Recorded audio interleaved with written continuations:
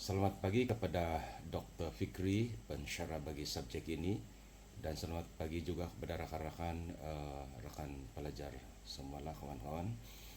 Pagi ini kumpulan kami akan membentangkan phylum Nematoda, yaitu cacing gelang, dan ahli kumpulan dalam pembentangan ini adalah saya sendiri, Dennis Anthony, YS 21110037, Jalin bin Gutuk, YS 21110022, Ahmad Fauzi Rosali, YS 21110032, dan juga Zulkifli Abdul Manan, YS 21110002, bagi taksonomi, ekologi, dan pemeliharaan.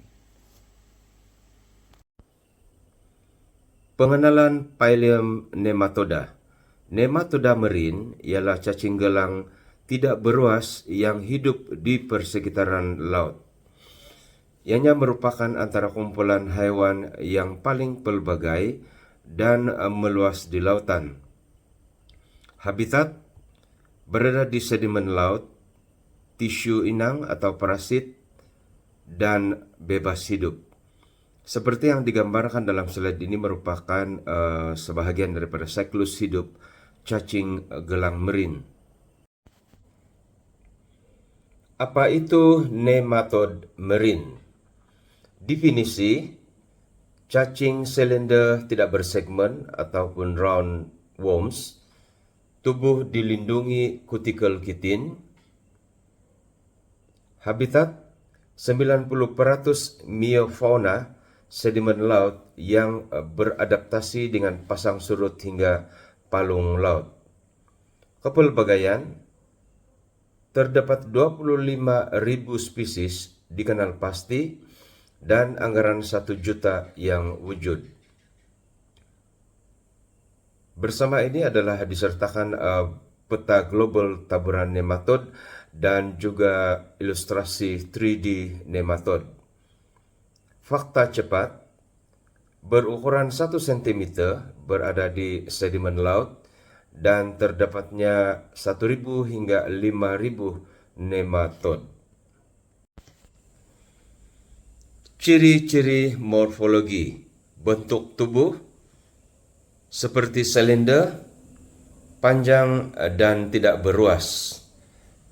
Lapisan tubuh mempunyai kutikel sebagai pelindung, yaitu tahan enzim inang, pseudoxylem, yaitu rongga badan palsu. Sistem pencernaan lengkap dengan mulut, usus, dan dubur. Size mikroskopik hingga beberapa sentimeter. Sistem fisiologi nematoda marine.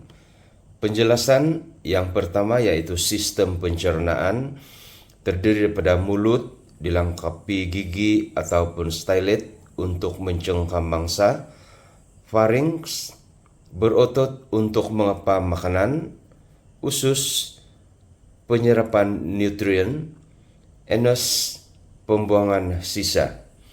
Yang kedua yaitu sistem saraf, cincin saraf circumpharyngeal bersama dengan 6 cabang saraf sebagai kawalan gerakan dan deria. Yang ketiga osmoregulasi, yaitu berfungsi sebagai kelenjar Reneti untuk mengakalkan keseimbangan ion dan air. Seperti yang ditunjukkan dalam slides ini, image merupakan struktur dan fungsi utama yang terdiri daripada sistem pencernaan, yaitu mulut, pharynx, dan usus. Dan kedua adalah sistem saraf, yaitu cincin saraf circumpharyngeal, dan yang ketiga osmoregulasi, yaitu kelenjar Reneti ataupun sel salur. Klasifikasi dan contoh spesies. Yang pertama, kelas Aninophoria. Contoh Thoracostoma, hidup bebas dalam sedimen, dan phylum Nematoda seperti dalam gambar di bawah. Yang kedua, kelas Cycrinentia, Contoh Anisakis simplex, parasit pada mamalia laut. Contoh seperti gambar Raza di bawah juga. Ekologi dan peranan.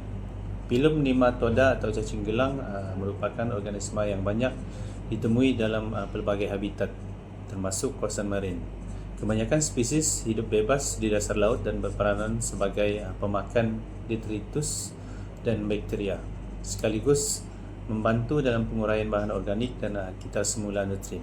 Selain itu, terdapat juga spesies yang bersifat parasit dan menjangkiti krustasia ikan atau mamalia laut, memberi kesan kepada kesihatan perumah. Nematoda turut digunakan sebagai bioindikator untuk menilai kualiti sedimen laut kerana kehadiran kepelbagaian mereka mencerminkan tahap pencemaran persekitaran. Oleh itu, nematoda memainkan peranan penting dalam keseimbangan ekosistem dan pemantauan alam sekitar. Kepentingan ekonomi. Filum nematoda atau cacing gelang memainkan peranan penting dalam ekosistem marin. Sebagai organisma hidup bebas, banyak spesies bertindak sebagai pemakan detritus dan bakteria, sekaligus membantu dalam proses penguraian dan menyumbang kepada kitaran nutrien yang penting untuk kelestarian dasar laut. Namun, tidak semua nematoda bersifat bermanfaat.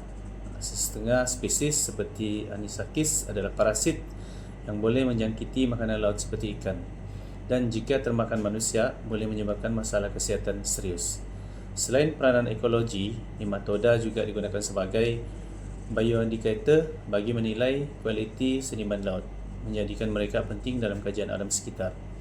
Oleh itu, walaupun ada risiko kesihatan, nematoda tetap memainkan peranan penting dalam keseimbangan dan pemantauan ekosistem marin.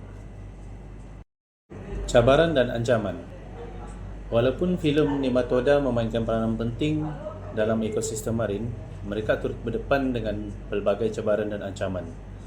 Pencemaran laut, terutamanya akibat pembuangan bahan kimia dan logam berat, boleh mengganggu populasi nematoda yang hidup bebas di dalam sedimen, sekaligus menjejaskan keseimbangan ekologi dasar laut.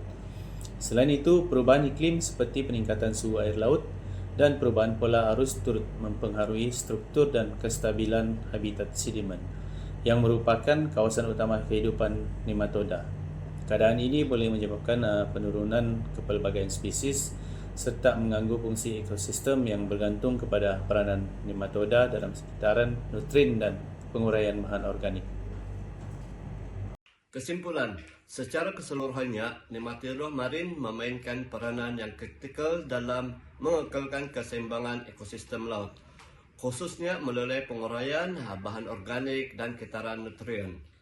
Walaupun sesetengah spesies boleh menjadi parasit dan memberi risiko kepada kesihatan manusia, kepentingan ekologinya tidak dapat dinafikan. Namun, mereka terdedah kepada pelbagai ancaman seperti pencemaran dan perubahan iklim yang boleh menjejaskan populasi dan habitatnya. Oleh itu, kajian lanjut amat diperlukan bagi memahami dengan lebih mendalam kepelbagaian spesies serta interaksi ekologinya dalam persekitaran marin. Bagi rujukan tugasan kami telah merujuk beberapa jurnal atau artikel, dan selain itu juga kami juga merujuk daripada beberapa sumber dalam talian seperti yang tertera di bawah ini. Dan akhirnya kami ucapkan ribuan terima kasih atas perhatian untuk pembentangan kumpulan kami. Sekian dan terima kasih.